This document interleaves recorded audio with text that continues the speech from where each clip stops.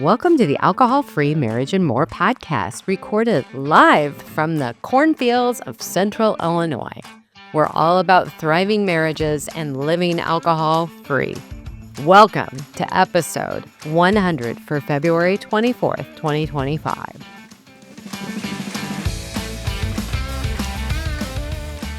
Well, hello there, children. Welcome back for the 100th time.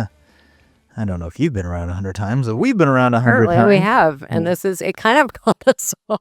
You would think that as you're getting in the 90s that you would be like, we're getting close. Let's prepare for our 100th. Yeah, no, not so much with us. Well, we're also, we apologize for our brief hiatus. We got a little sick. Yeah, we had a plan. We knew we weren't going to be recording that one weekend. I guess that would have been the weekend of the infestation. Well, yeah, but we had plans. We went to a gala, which was fun. Yeah, when we wanted to see. And then we went to see our daughter out of town. So yeah, we got sick. In the middle of the night. Oh my God! The plague hit. It was less than awesome. If you've been one of the lucky ones to influenza A, I believe. I believe that's the letter we chose. We did not get tested, but from all accounts, from all that we have heard and read, anecdotal evidence would suggest. Although I did really miss my opportunity to record some of my sexy Darth Vader voice. Oh my gosh, I think we both were, but yours was incredibly you were like gravel in there. It was so bad. A coworker's like, "Can you just not talk?" It makes me uncomfortable. And we still have, we both still have the remnants of the cough, the lingering cough that just doesn't go away. It doesn't. It's getting better, but this was the week back. I mean, we were good. We were well this week. Yeah. But man, when you get knocked out like that, and when I say knocked out, 4 days in bed. And both at the same time, which is hugely fun. Because then nobody could be a responsible party. Oh my goodness. And thank heavens, I'm just so happy that we have the most laid back dog. Yeah, she's good at just laying around. We're like, all right, look, we're going to get you fed. Okay, we got you fed. It's time to go back to bed. Okay. She just hunkered down with us. Well, that's good, kids. You know what? Those springtime's coming. You'll be able to get outside, open those windows, and blow. Yeah, we'll probably be, you and I will probably be out later today. It's going to be, a high of 46 here. Welcome to the heat wave in Central Illinois, kids. We're coming off of a very cold week. They are telling us that this would be the last of the bitter cold. Don't believe those weather people. I really don't know. We're beyond it now. And I'm like, really? We've also had snowstorms and all kinds of horrible stuff in March. And sometimes even in April. So, speaking of getting beyond things, Amy, you can always download our Beyond Spirits, the 7 tips to start your AF journey. Or if you just need a little pick-me-up guide, that's always down there in the links below. Absolutely. Along with our marriage meeting guide that yours truly do every week together.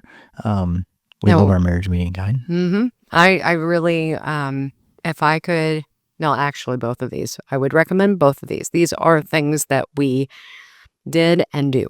Correct. Yes. So, if you are interested, please. Yes. And download them. Once we got done being sick, we had to reschedule another fun-filled thing of Amy's fun-filled photo shoot. I am a photographer and videographer, but sometimes it's easier to vendor out services when you have to be part of said service. Yeah. And we have a friend, Teresa, who was on the podcast. Yes. She's a photographer, but she has a studio and she's kind of set up for these kind of ladylike brand photos. If you were local, I would highly recommend her because she, at her little studio, which is just about 10 minutes outside of town in a little town called Downs, Illinois. She has the cutest little space. It's all set up. There's I think maybe three. I think she could do 3 or 4 little vignettes. Yeah. And it was great. Just go in. It's like, okay, well, we'll be on this little couch here. And that's the thing. It's like we've done some for you. I've done some for you. We don't Target or outside or whatever. But we don't have those little kind of stylized. The Target one is still one of my favorite. Ironically, yes. That was. I mean, I kind of think maybe you and I should go and do that again because It is fun to go and do a photo shoot at about 9:30 at night at Target when I was also thinking Ashley Furniture when we were there yesterday. That'd be a good place because it's all like these little vignette setups, you know. Oh, look. I'm so tired. I think I'll lay down in one of these beds.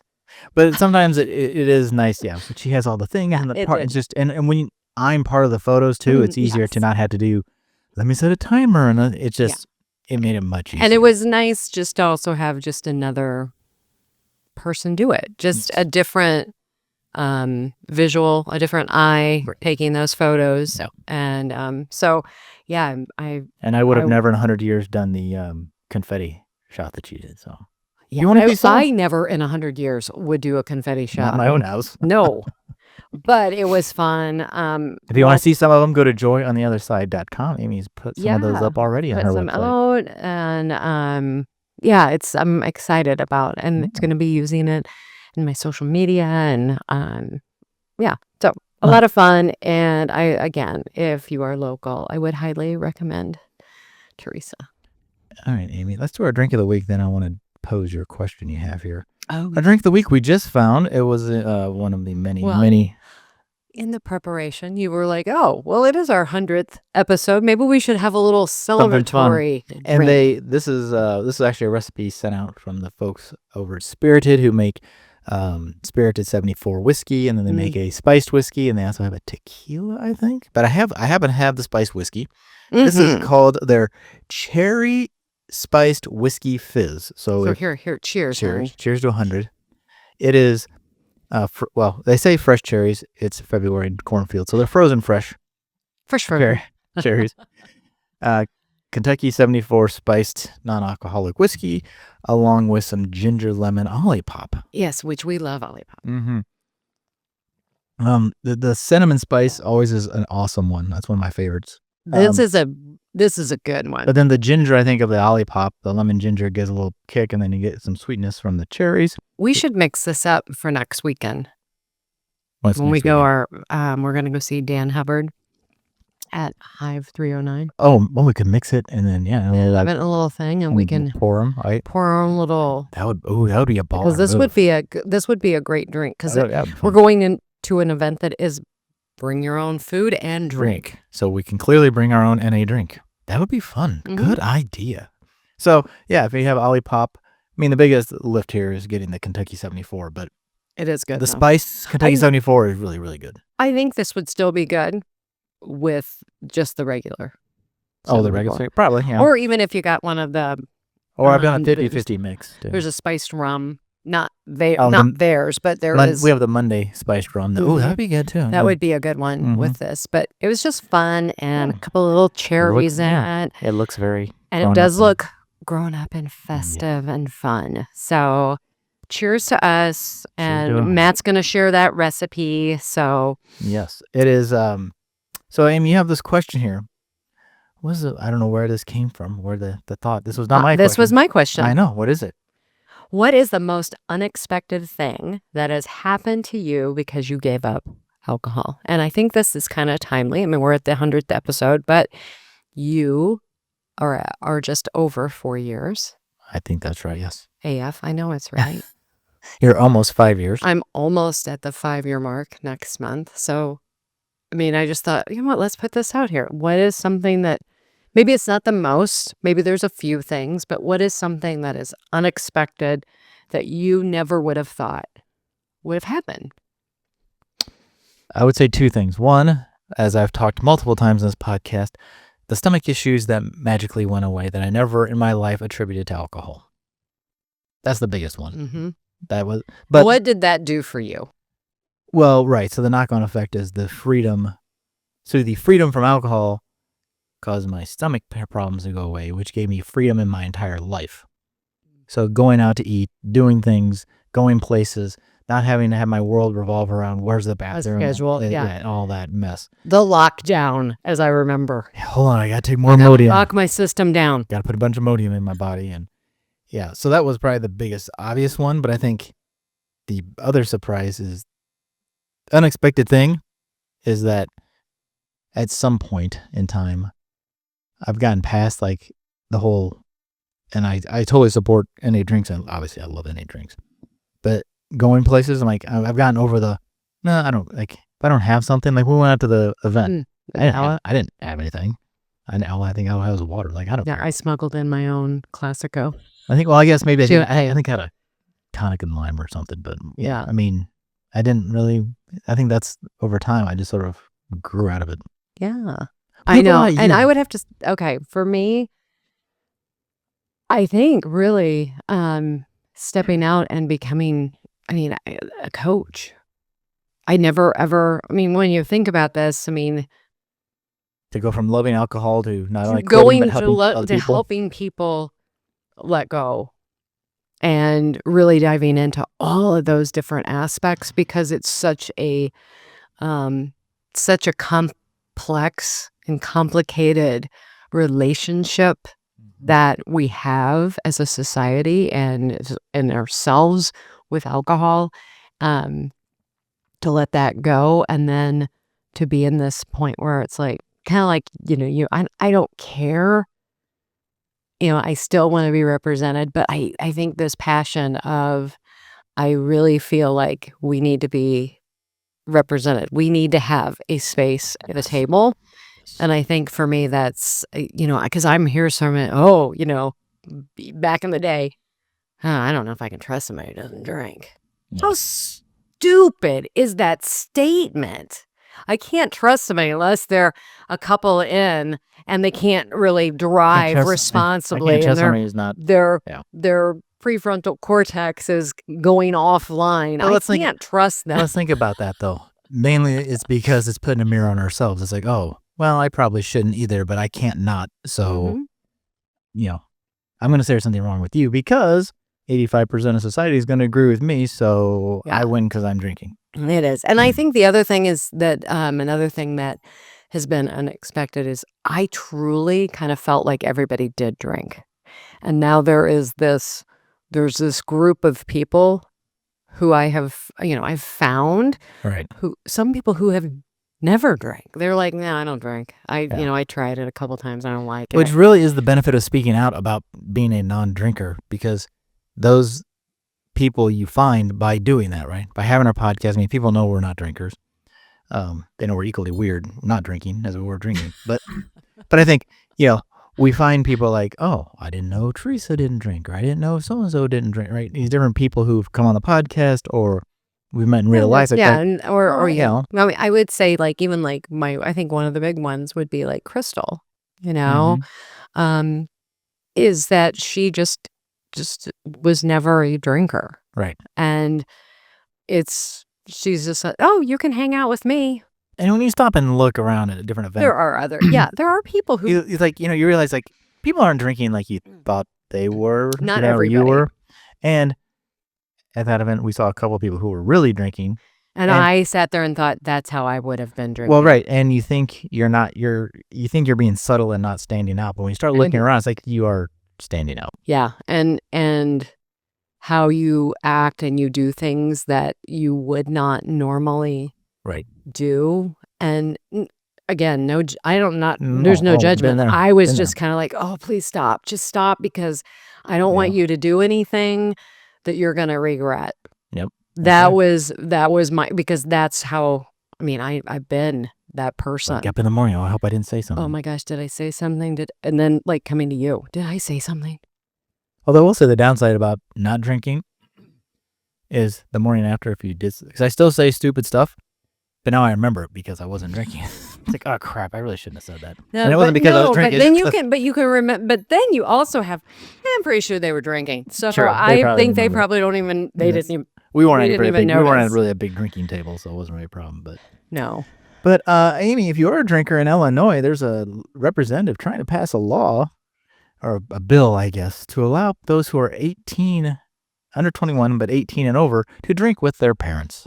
What say you? I don't even. I don't.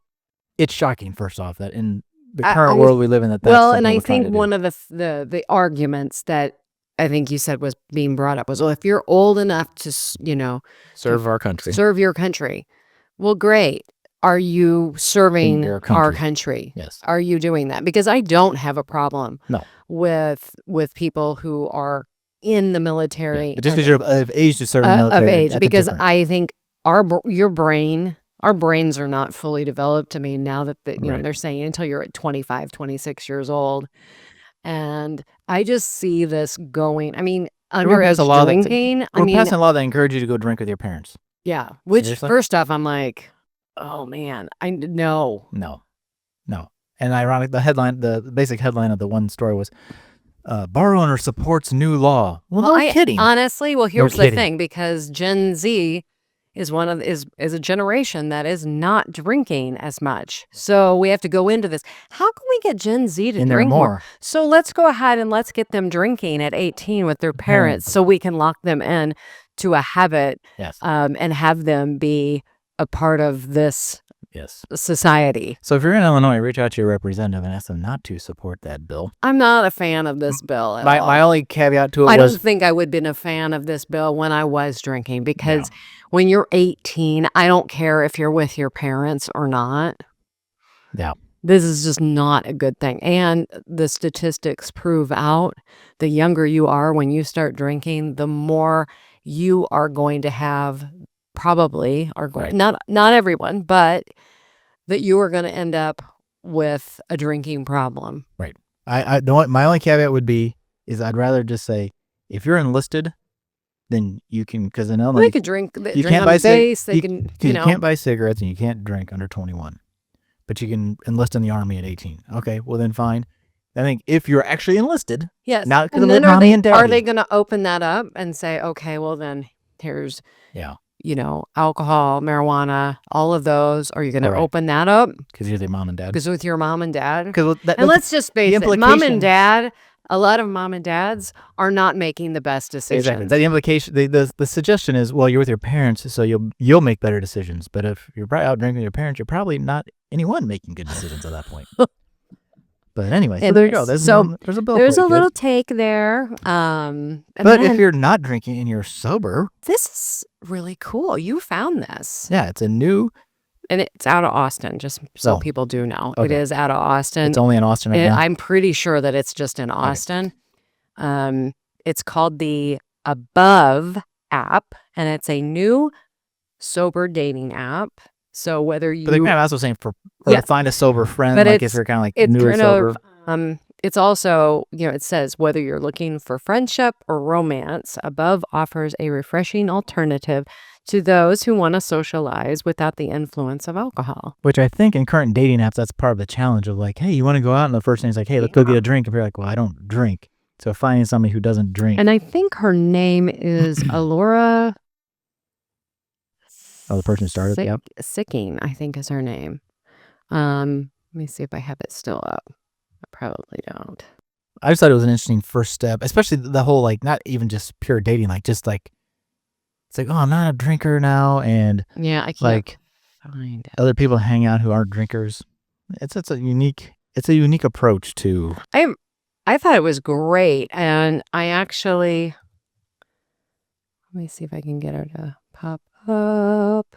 I don't have anything to riff on while you're doing your No, I'm sorry. I don't have my phone with me. I think I looked it up I'm actually on Instagram, and it's at Above app, or I think it's at Above_app is what it is, but it's so you can go and look for that. I think it sounded very intriguing. I have reached out to see if maybe she would be interested in coming on our podcast and just chatting. It would be kind of interesting to hear about that. Well, I mean, there's there's dating apps for different religions. There's dating apps for all kinds of different groups. So it's like, why not have one for people who? I love it, and it would be so awesome. Not that we know much about the dating app world. But I think that relationship, like a friendship, right? Because when you do, many times when you walk away from alcohol, or if you're like, I'm taking a break, and then all of a sudden you're like, oh, I want to live this lifestyle. I'm enjoying it.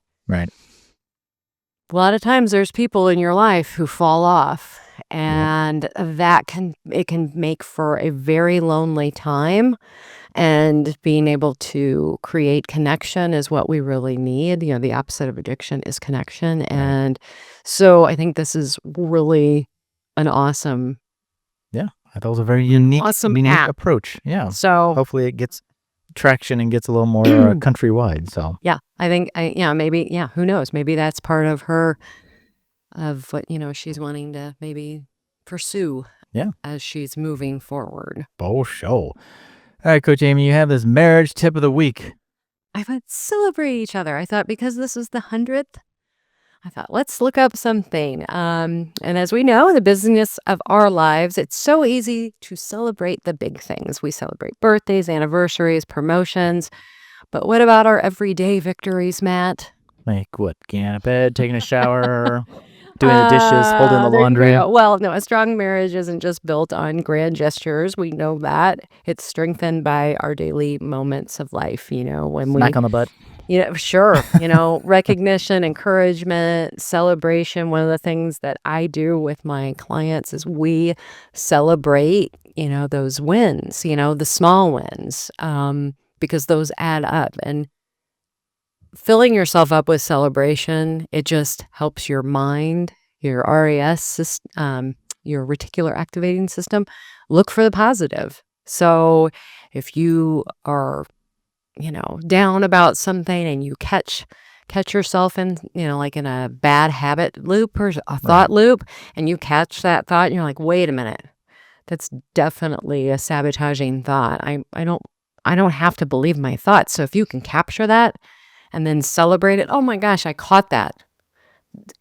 Good for me. But doing that as well with our partner in life.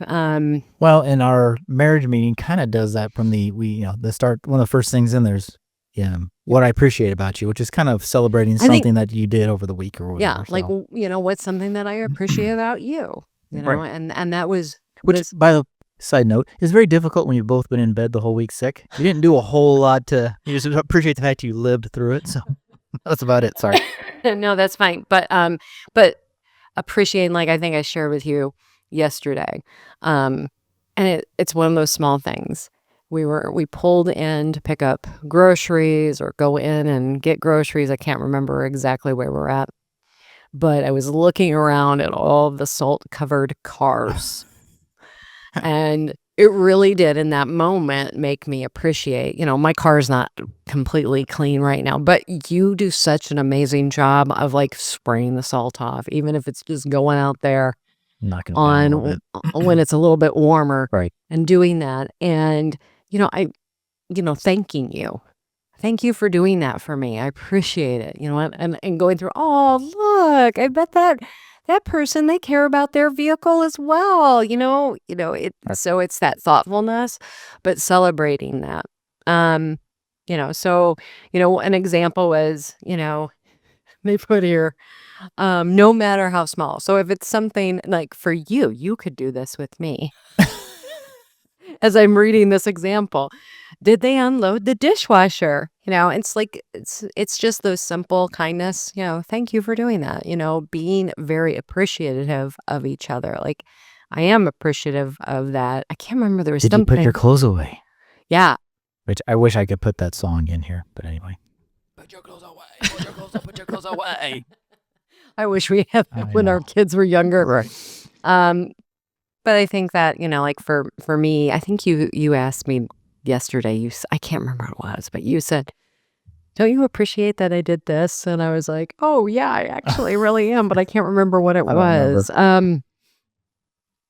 But shoot, now I can't remember. But just little things. If you can acknowledge it, say thank you, acknowledge it, and I mean, another one, this is another one, just celebrating and laughing and enjoying each other. I think that's another thing. And celebrate the fact that, hey, you know what? We're doing great right now.